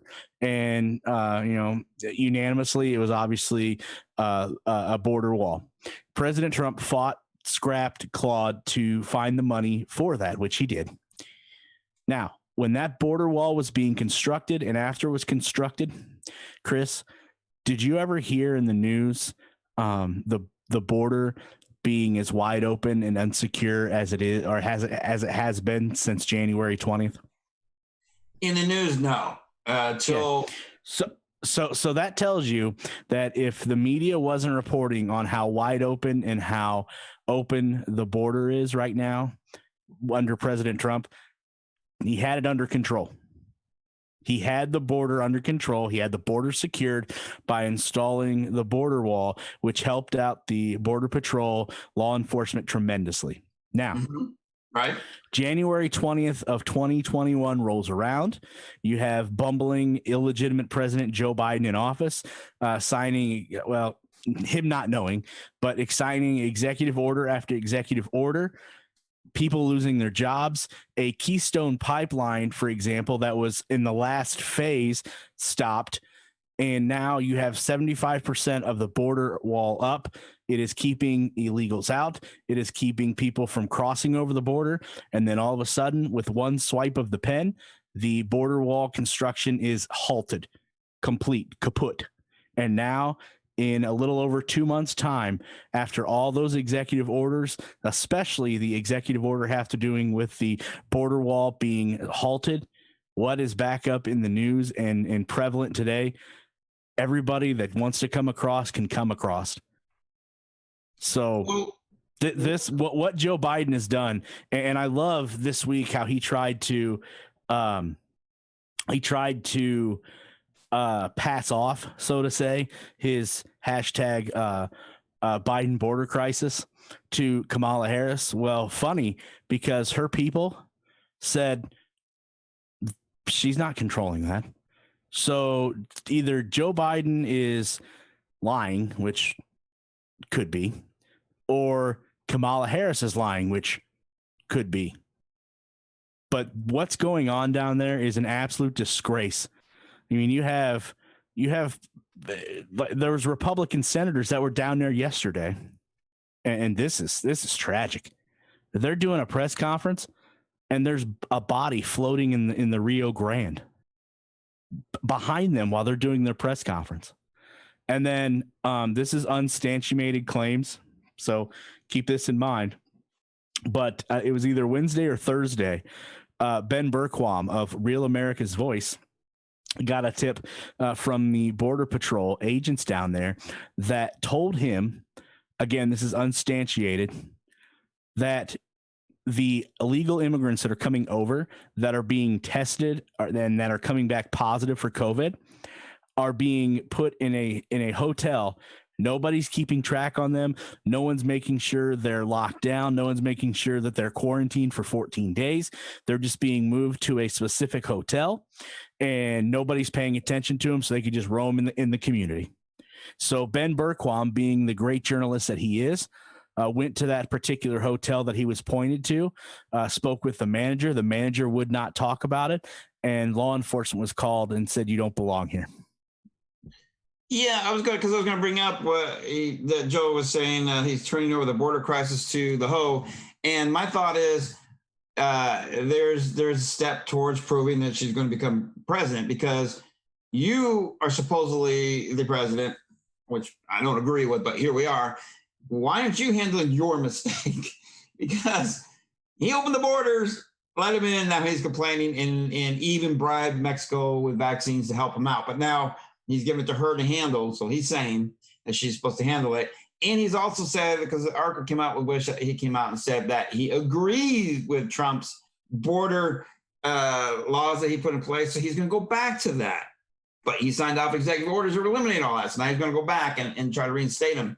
But it's a little late, isn't it? So now he's got some other people to clean up his mess. That's not a leader. That's just somebody saying, I don't care. I'm washing my hands of this. So he's setting it up for her to run. Yeah, he attempted this week again to pass off hashtag Biden's border crisis to Kamala Harris. But I do believe, if I remember correctly, that a spokesperson for the vice president said that she's not over this, or she's not aware that the border issue has been turned over to her. I doubt she's not aware. Come on. She's got her hands in the little cookie jar all along and is handling calls and everything else for him. So I think she is aware. I mean, how can you not be? But the fact that he is doing that should just speak volumes that something is about to happen. Something is about to give way, because I don't know. There it is, so it's just, it's all suspicious to me. He's not a leader. Who is telling him to do this stuff, and what is really going on? Right. So let's keep an eye on that, because think back. I mean, again, we're back at the same narrative or we're back to the same conclusions that we've drawn ever since November 3rd. Let's take Joe Biden, for example. He's been in government for 40 plus years. Oh, he's got 120. Well, he said he was in the Senate 120 years. But he's been in realistically, we have a better grasp of facts than he does. He's been in government for 40 plus years. He is not put any legislation forward that helped the people out at all.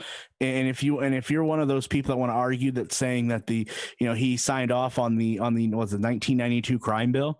Yeah. Look what that did. That broke up a lot of Black American families. And if you want to talk about a racist, it broke up a lot of Black American families, and it sent a lot of the male Black Americans to jail. So where were those kids in those homes that were broken? Who are they supposed to look up to? Their dad, who's in jail or prison? So you want to talk about a racist for breaking up particular families, especially Black Americans? Well, look at Joe Biden. But so outside of that, he has not done anything legislatively that has helped we the people in 40 plus years of being a public servant. Now, within those 40 years of being a public servant, Joe Biden has had two failed presidential runs. He barely got more than 2%. So now you're telling me, in not you particularly, but in 2020, let's try that again. He got 81 plus million votes, which is more than his friend Barack Obama got during his two presidential runs. He's more popular than Barack Obama was twice after two failed presidencies. And on top of that, his vice president, Kamala Harris, who had to sleep her way up to the top, example, Willie Brown, not Bobby Brown or Buddy Brown, but Willie Brown. Keep in mind, this vice president of his not only threw him under the bus during the presidential debates and literally called him a racist, but bowed out before the first Democrat primary. But her and Joe Biden, with two failed presidential runs and Kamala Harris bowing out before the first first Democrat primary got 81 million votes. Come on. Or as Joe Biden would say, come on, man. Right. Yeah. Something's not jiving. We're going to rehash that knowing that this was rigged. So I have to absolutely say that with you. Come on, man. I have to agree because something's not jiving with this whole thing. Is Pelosi pulling the strings? Who's controlling these guys? I mean, this is getting ridiculous, everybody. So I just say, hang on to your seat of your pants, see what happens. We're just going to have to hope and pray that it turns around and people start waking up. I wonder, Derek, if any lefties are out there going, crap, we screwed up. We shouldn't have voted for him. There's got to be some now regretting it. Come on. Come on, man. Is there any out there that are regretting voting for him? I hope so. I mean, the ones that legitimately did, the what do we estimate at 15 million might have voted for him. So yeah, anyhow, I'm just saying, I was trying to pull up an article too while you're doing it. Cause, I'm going to get into something in the last part of the show, because I want to get everybody's opinion out there. Yeah. Nobody truly voted for him. There was a few. I'm not doubting some people voted for him, truly voted for him and not out of hate. But the majority that voted did vote out of hate for Trump. Sorry, that's just how it happened. And yes, we know the election was stolen. We know all that. And we are not going to let that go until they come back and go, yeah, we screwed up. They're going to get caught. They will get caught. But I wanted to address something that's going on that, holy cow, we got lightning and hail falling, Derek. I don't know if you do over there. They just put up a warning. Yeah, I was looking through. Wow. I was looking through Twitter. And now I'm not going to be able to find the meteorologist here in Indianapolis. Actually, you know what? I think I just did. Lindsay Eaton, who is a meteorologist, I believe for CBS 4, about 45 or so minutes ago, has hail coming down in Carmel, Indiana. For people that are unfamiliar with the Indianapolis area, Carmel is north of Indianapolis. But yeah, here in the studio, I have the window open and I have absolutely nothing. Yeah, I've got lightning outside and I'm hearing stuff hitting the house a little bit in this studio. It sounds like it don't sound like hail, but it's like heavy rain. And then I just got the notice on my phone came across showing hail warning. So we're going to have an interesting evening. And I'm surprised the dogs aren't barking. Anyhow, wow. And we get some pretty crappy weather. I'm looking at the radar now. So anyhow, I do want to address something, and I kind of want to get the opinion out here of what they think. Okay, you saw what happened. The guy shooting up the massage parlor, and it was Asians, Asian employees that he shot. We had downtown today a march about Asian hate on Asian Americans, and all over. This is something that's pushing the narrative of hate.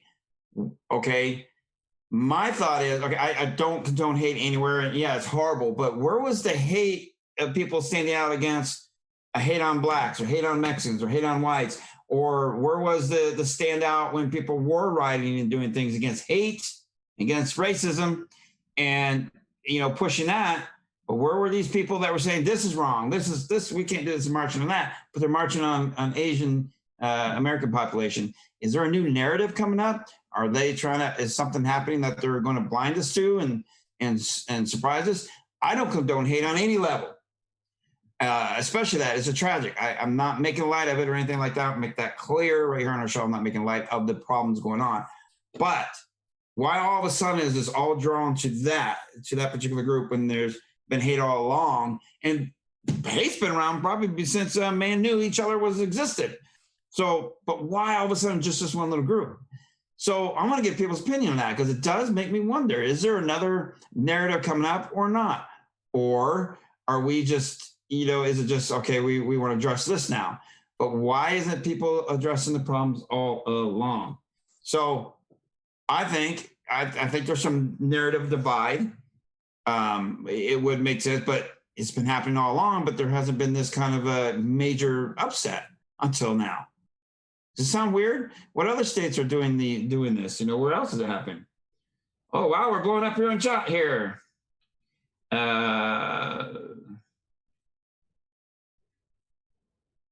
Wow. Yeah, there's a lot of good points here. They're pushing the productive agents to China. I have linked that idea if they're, because their agents were going to blame them for what's going on with the virus. Yeah, that could be a motive behind it. I'm not doubting that, but there's a lot going on that makes you stop and go, "What the hell's going on?" I mean, Derek, I don't know your take. I don't know if you tackled that or you thought about it, but they had the march downtown. I did an interview with a gentleman today. And I thought it was kind of interesting, even the power flickering. So hope our power don't go out during this. If it does, I'll jump on my phone and relog in, everybody. So we'll see what happens, because this is weird. We're getting hail and notices here, up here anyways. So anyhow, I apologize ahead of time if something happens and we do black out for a moment. I'm sure if Derek's still good, he can keep going until I get logged back in. But what do you guys think? Derek, what's your take on that? Do you think there's something to it, or do you think it's just whatever? First, to address your intro to this, it's a shame that the mainstream media jumped to try to paint a narrative as quickly as they could that and I can see Chris doing play-by-play and saying, "Wow, it must be the storm must be hitting harder on his side of town." But it's disgusting how the mainstream media jumps to conclusions as quickly as they do. That this shooter did all this because he hates Asian Americans. And it's come to light that that's not the case at all. If memory serves me correct, this individual shot up this massage parlor, and as terrible as that is because the individual had a addiction. Now, is that the best way to go about it if you have that particular type of addiction? Absolutely not. There's professional help you can get. That doesn't mean you take to the streets and violence is your only avenue. I don't know what this individual was thinking. I can't put myself in his shoes, so to say. But all I can say is on the aspect of the massage parlor being shot up, that violence is not the only avenue to take. When you have a particular addiction like this shooter claim that he did. Now, to the second part of that, talking about racism and hate. I think you're right that racism and hate have been on this earth as long as people have inhabited it. You have a certain generation that, and not everyone, let me preference that. Not everyone in the South was raised, to hate and be racist towards another ethnicity. I wasn't raised that way, so I can't speak on this is exactly why they do it, but I don't think race and hate have any place, not only here in the United States, but anywhere around the world. But then again, it's one of those things that, I can only control what I can control. I can't control how Chris thinks, how he looks at Black Americans, Asian Americans, Hispanic Americans, etc. I can only control what I can control. When I'm walking down the street, I see another American, I see another, Black American, Asian American, Hispanic American, etc. I see Americans. I don't see people for color. Like I said, I wasn't raised that way. I believe all people are equal. It's just what they do in their life to better themselves. Everybody has the same equal playing field. Now, what they do with it is totally up to them. So I don't hate one group of people or the other. I'm not racist towards one group of people or the other. I treat everybody the same. I treat everybody equally. And that's just the way I was raised. Now there may be people out in Patriot Nation that were raised differently. If they were, so be it. I'm not one to say you were raised correctly, you were raised incorrectly. That's not my place to say. Chris maybe have been raised differently than what I was, but I can only, like I said, I can only control what I can control. I can only worry about what I can worry about. And I just know at the end of the day, I'm treating everybody the same, and I am treating everybody equally. And I'm not seeing black, white, Asian, Hispanic. I'm seeing Americans. I agree 110% with you, Derek. I didn't know if you noticed, I did temporarily get logged in ready in case we do get something going on, because it's pretty good out here. But yeah, I was raised, okay, I was raised in Vermont most of my life, flown back and forth in my teenage years here in Indiana. I was raised with the love and caring and understanding of all humans are all humans. We don't look at color or any of that. How you treat somebody on the inside and outside, how you treat someone, that's what I base you on. I care about everybody. I don't care what color you are. Hate is wrong. Now, don't get me wrong. I mean, I have a little hate towards an ex-mother-in-law, but that don't count. That's something completely different. But when it comes to human beings and who we are, there is no room for it. We all got to get along. We're all in the middle of I don't know if you all can hear that out there, but we all are in the middle of a moment in history that we have to get over hate. We got to band together. We've got to stand together as citizens, as our country, so we can make this country stronger. I believe the narrative is to divide. I believe it's out there to make people, maybe feel scared or worried or whatever. But it is up to each individual, all of us, to not look at hate, not look at those things. It's what you do to somebody that makes me judge you or feel hate or bad or good about you.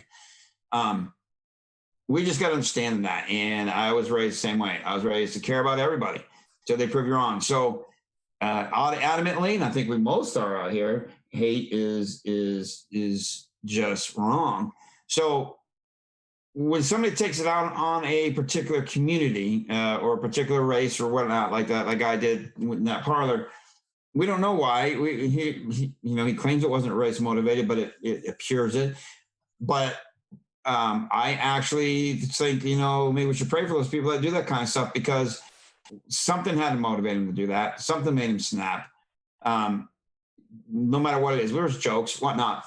Or the guy just recently who shot up killed 10 people at that grocery store. They say mental conditions and certain things. I don't know. We just got to understand. Well, there goes one alarm. We just got to understand that how things are going out here, that we have to band together as a nation and as a unity of human beings, not by race. So, Derek, I'm surprised you don't have anything going on down there, but we're getting quite a bit here. That's crazy. Yeah, one of the alarms just went off. Yeah, I don't have anything. That's crazy. So it's just looking at the weather. It's just this little streak of color just coming up through, and it's kind of like heading northeast, but it's passing through kind of quickly. So hopefully it will die out a little bit. But I got ready on the other Adam to log in if I have to. So, but that's where I stand. And people who know me will tell you. I don't look at color. I look at the way you treat someone, human being, animals, what have you. So that's just me. And I would hope most people are like that.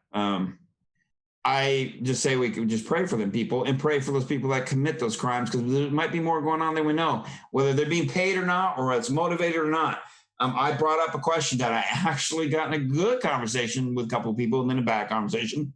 I threw out there, what if that guy that did that from that grocery store, in a sense, to push the narrative, what if he was paid? We don't know.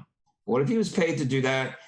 And what if that was motivated to help push the narrative that Biden jumped in there to our Supreme Court and said, I want you to pass it where police can go to your home without warrants and take, seize your weapons. I wonder, it's just a good conversation. Is that possible? I ask you out there in chat. I'm not saying that's what happened, so don't say that. And I'm not trying to start anything. I just asked a question.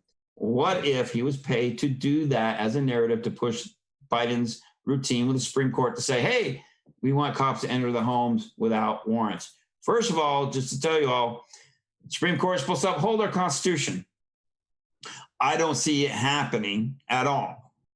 However, nothing has surprised me what's going on currently with those situations. If the Supreme Court did actually go for it and did that, then our Constitution means nothing to them. And I mean our courts, our Democrats, everybody, it means nothing to them when it was established to help protect us. So that tells me if the Supreme Court agrees with him and does it, we're done. Our Constitution's done. They're going to agree to whatever they want. And here we are. Might as well pull out the Vaseline and go with it. But I don't see it happening. So that's my question of the evening to everybody out there is, do you think it was part of a narrative to push it? Or do you think it's just, they said he was mentally ill, yada, yada, yada. I don't know. I'm just saying. So what do you think, Derek? Yeah. I don't think the facts are ever going to come out as to, was this individual paid? I can't buy into that.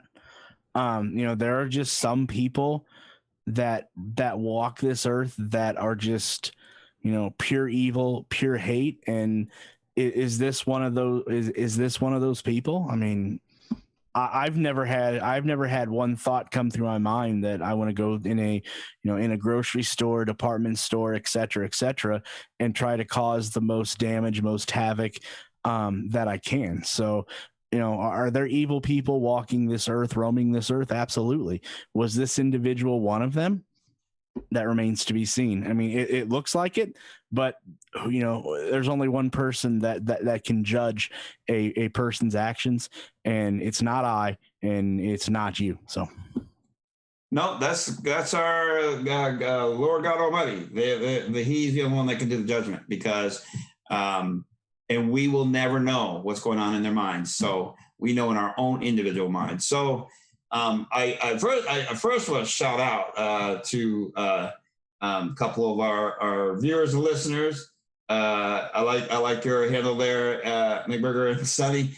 I appreciate the thoughts there. I try to be. I am an overall good guy. Yeah, I forgot who Lynn was. I apologize for that. Old age. Get ready to be 50. Come on now, cut me a little slack. But no, I don't drink Boone's Farm wine, as Derek likes to pick on me, thinking I do.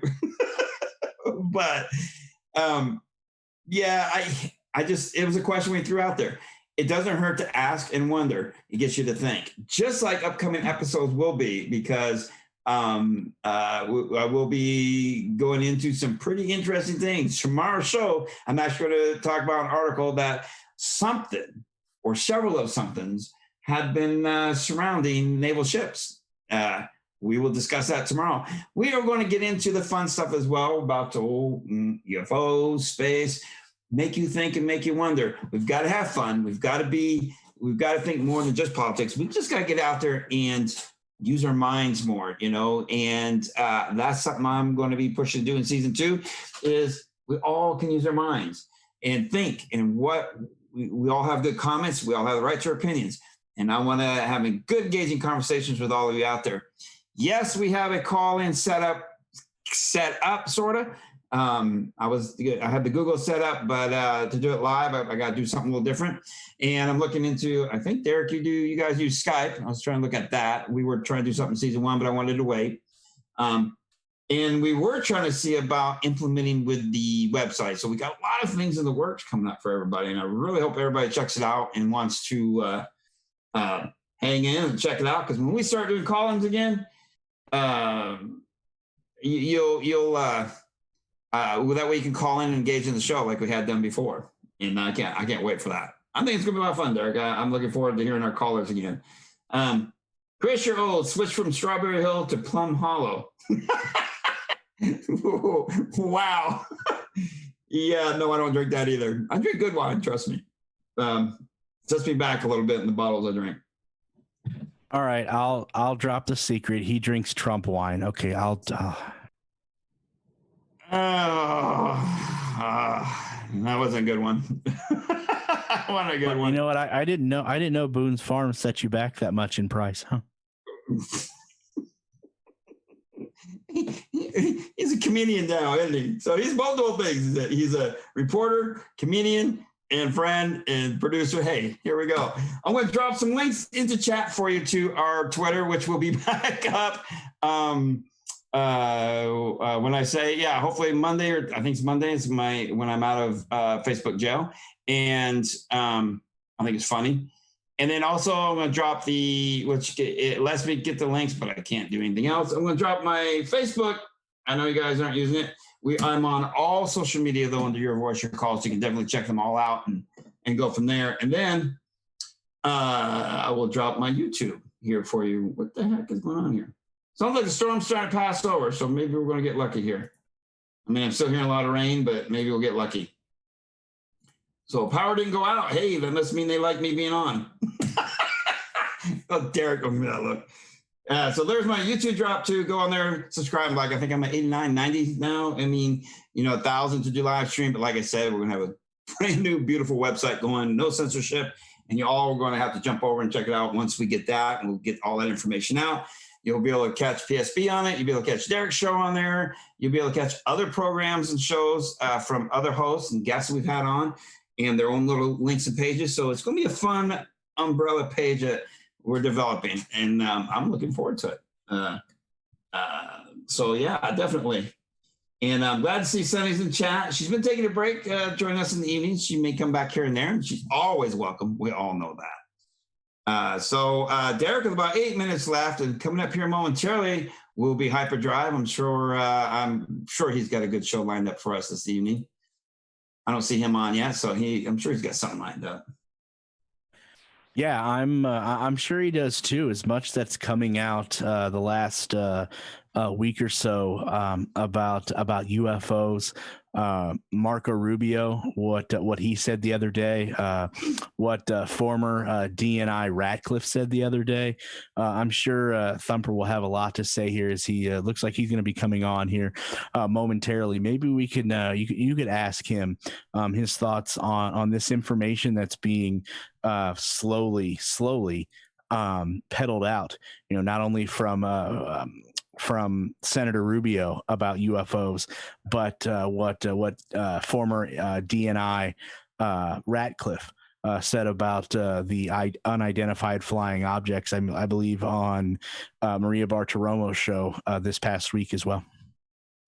Yeah, and no, Pink Panther have not tried that site yet. Like we said, we'll try to see we'll make sure things are working.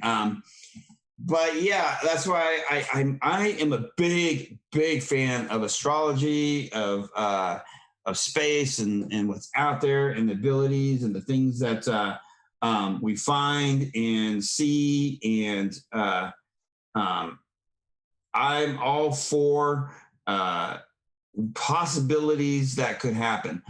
I believe there are other life out there. It's kind of naive of us to say that there isn't. I also, you see evidence, and I am glad to say our military is starting to slowly leak more things out to say we're finding things. We see things. I got a feeling that it's before long. I think we're going to meet them. Honestly, I think it's going to happen. I hope in my lifetime. I hope it's not while illegitimate President Biden's in office, because they may not come back.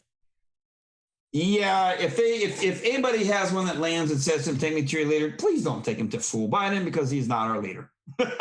Sorry, direct him down to Key Largo. They're down there to Trump's estate. They'll go down there and meet him.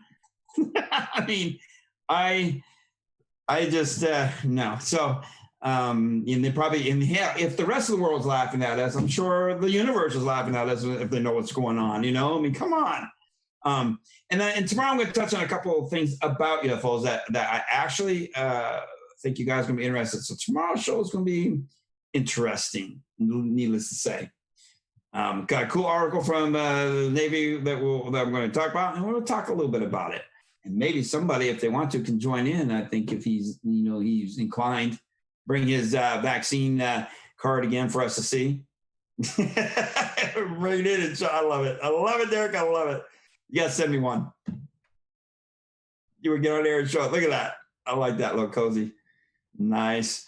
So we are down to our last about 5 minutes. And I see a video. Oh, I see Thumper coming in, and he's working on his show. But he's not coming in just yet. He's telling me, hold on. Okay, you got it, Thumper. He's not dancing. He looks like he's directing traffic at the Seattle International Airport. I think he's directing the traffic coming in for his rocket ship. I say he's the air. That looks like he's the air. I'm not really here. Okay, this is just the figment of your imagination. I'm drinking too much wine tonight. Then I'm drinking way too much wine. Nothing to see here. Move along. Boone's Farm has done something on him tonight. Absolutely. Yeah. That stuff's gross. Anyhow, and I'm looking forward to Thumper Show. I'm sure he's got something planned for us this evening. I love his backdrop, so maybe he does have something cool coming up. Again, I dropped the links in there. Check us out on all social medias. We're on everything, and I'm working to get the Rumble and the others more interactive, so you can jump over there, follow, like. It's all under your voice or call. And I'll be back out of Twitter jail on Monday, I believe. And then 26 days, I'll be out of Facebook jail. And Derek, you'll be out of YouTube jail sometime next couple days too, right? Look at that look. Sure. And I don't know how he got hit and we didn't. I am so sorry for that. That's crazy. Oh my goodness. I can't believe it. Oh, They stand back and use a dartboard. Yeah, I have to agree with you there. So you're saying they're about as accurate as the meteorologist? Pretty much. Yeah. Wow. That's why it makes no sense. It's completely by chance. Huh. There's a little intake there. Yeah, completely by chance, and it's all conservatives. Yeah, by chance. Yeah, well, you got to admit, Derek, it's kind of funny. You got hit and I didn't for the same show. Hey, they're watching you, buddy. I love your shirt, by the way. If they're watching me, little old me from Central Indiana, then that tells me everything that I've thought all along, that people on Twitter or whoever the people are on Twitter that kick you off that platform, and whoever the people are on YouTube that send you emails saying that you have been suspended because you weren't following the YouTube air quotes guidelines, have no life. Why do you think I felt when I got hit for 30 days? Somebody cried. It took him over a day. He must have cried because I called him a sheep. I called him part of the sheep. So, and I said a child smarter than him. Oops. I mean, that people that butt hurt that they can't take, what's it called? Constructive criticism. I don't know what to think. I mean, I understand that you're locked down, but there's got to be something else that you can binge watch, a hobby you can pick up, like, knitting, crocheting, something, instead of just watching every move of me here in Central Indiana. You got to pick up, you got to find something else to do. I have to agree, because that's weird. Why are you picking on Derek? What did he do to piss someone off to come after the same show? You just muted yourself. There we go. Let's try that. Maybe what I need to do, since YouTube doesn't mute you, maybe I need to pick up the same habit you have of drinking Boone's Farm on a Saturday, and then maybe they won't pick on me so much. Yeah, again, I'm drinking Boone's Farm. I got a little water, I got my sweet tea, and I drink a half a glass of wine. I don't deny it. I love my wine. So you have Voss water, you have McDonald's sweet tea, and Boone's Farm wine. That's a hell of a combination. Oh my God, God, I think this just went quickly off the rails really quick this evening. Holy crap. Oh my gosh. Thumper, Well, see, that's why Thumper's here to pull us back on the rails. Yeah, I think so. I think we're getting ready to let. Oh, wow. You're asking me to pull you back on the rails? I don't know, Thumper. I'm a little scared now. Well, I trust you because I don't see you over there sipping Boone's Farm. So No, I just have my trusty cup of coffee. I only do it Saturday nights. Half a glass of wine. I know what Thumper puts in that coffee, by the way. I've seen the flask a couple of times. No, if anything, it'd be Kahlua. Oh, I love Kahlua. Good choice. See, I was gonna say that or Bailey's. So yeah, I like Bailey's too. Irish coffee. That's what you're drinking, Thumper. We know it. But no, I haven't put Kahlua in my coffee for a couple years now. In spite of the fact I have a bottle on the top of the refrigerator. Oh, wow. A really good bottle of some really good. Is it? I don't know if it's whiskey or bourbon, but I mean it's good stuff. The guy that bought my insurance agency gave it to me when we finalized the deal, and I take a small little sip of it occasionally. I thought maybe that's what you sold the insurance company for, a bottle of bourbon. That and a little bit more, yeah. Oh, everybody, we are rolling on the top of the hour, and I want to thank Derek for joining me tonight, co-hosting. We're touching on some pretty good subjects. I hope you got to think about it a little bit. Derek, thank you as always, and we'll see you next time. Everybody, without you, we wouldn't have a show, and we love you all out there in Patriot Nation. Coming up next is, as you know, he's got this cool Aurora lights background behind him. Thumper will be coming up with Hyperdrive. I'm going to do our closer. Love y'all. See you tomorrow, 2:00. If you're interested and tuned in to see what we're going to talk about. Thumper, you have a good show, buddy. And here we go. All right. Thank you.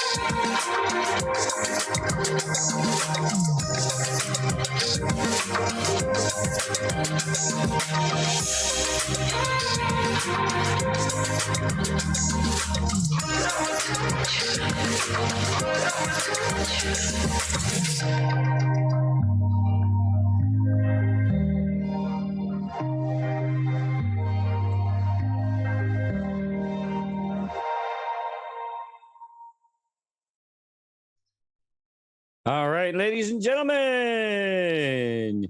buckle your seatbelts and make sure your tables and your seat backs are in the upright position. Stow your gear because now it's time for hyperdrive. 3, 2, 1.